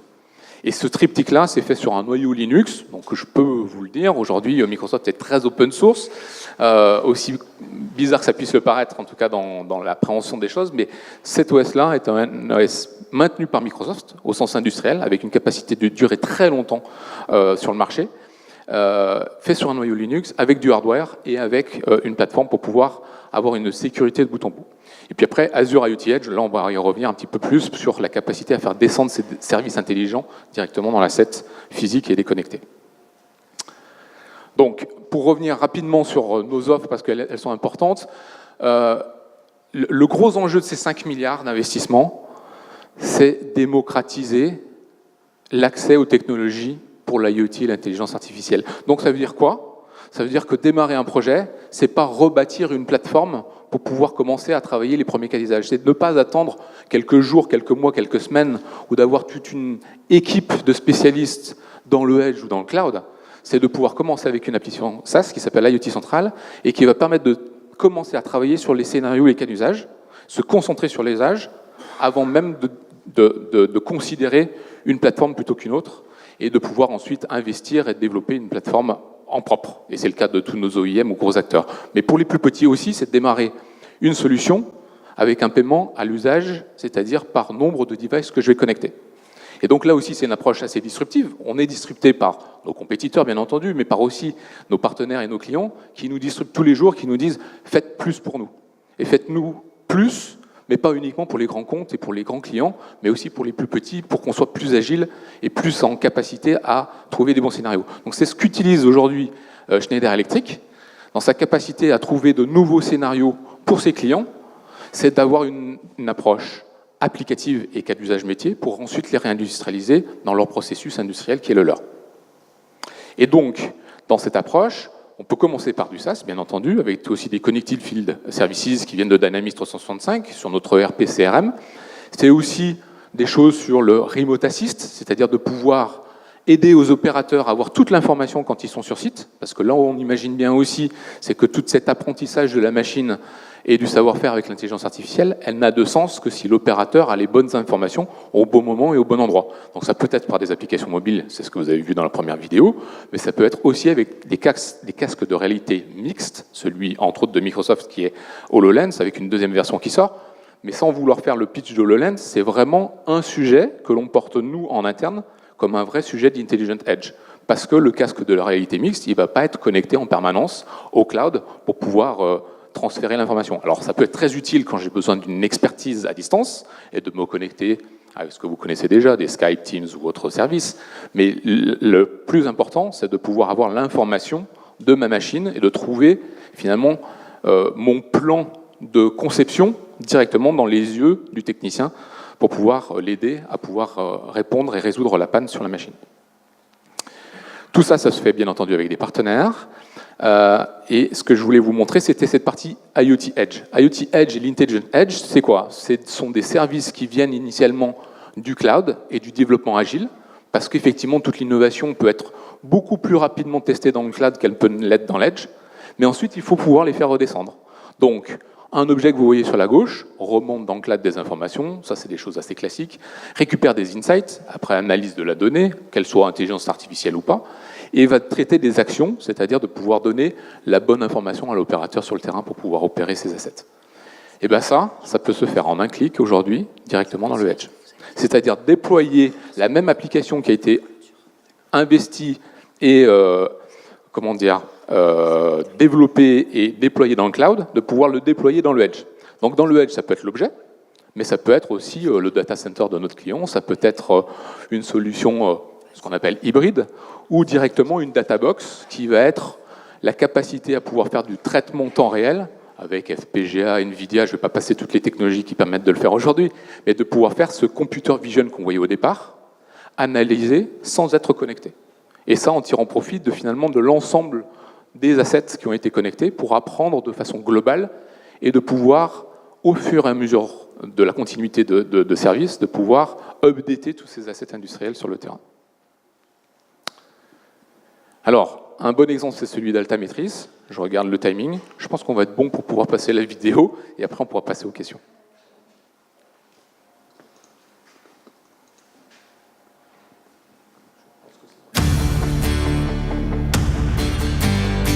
Notre métier chez Altametris, c'est d'aider nos clients qui sont des gestionnaires d'infrastructures, que ce soit des réseaux ferrés, des réseaux électriques, à mieux gérer leurs actifs en apportant de la valeur à leurs données.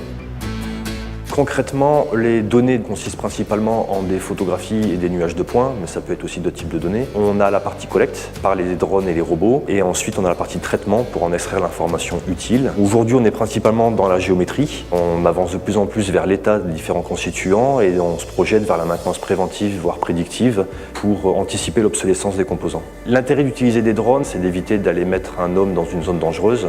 Ensuite, c'est de ne pas perturber l'exploitation du site industriel. Et en troisième temps, c'est de collecter une quantité importante de données pour répondre aux besoins et aux enjeux. L'objectif, c'est la maintenance prédictive. Donc le client veut du temps réel et pour cela, il faut embarquer de l'intelligence à l'intérieur du drone. Nous développons avec notre partenaire Visio une solution aux standards industriels qui répondent à ces enjeux en s'appuyant pour cela sur Intelligent Edge de Microsoft et la puissance d'Azure.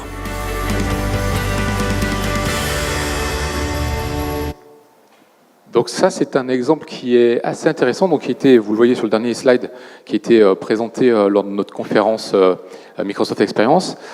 Le point d'intérêt, le retour qu'on peut avoir de cette expérience-là, c'est que la compétence d'Altametris, combinée avec l'intelligence artificielle et ce que j'appelle moi le computer vision, le cognitive services, qui va permettre d'analyser au fil de l'eau l'apprentissage d'un défaut sur un caténaire, ça c'est quelque chose qui est assez nouveau. Et c'est pas forcément, Visio n'est pas un partenaire ultra spécialiste sur le computer vision, soyons très clairs, honnêtes sur ce sujet-là.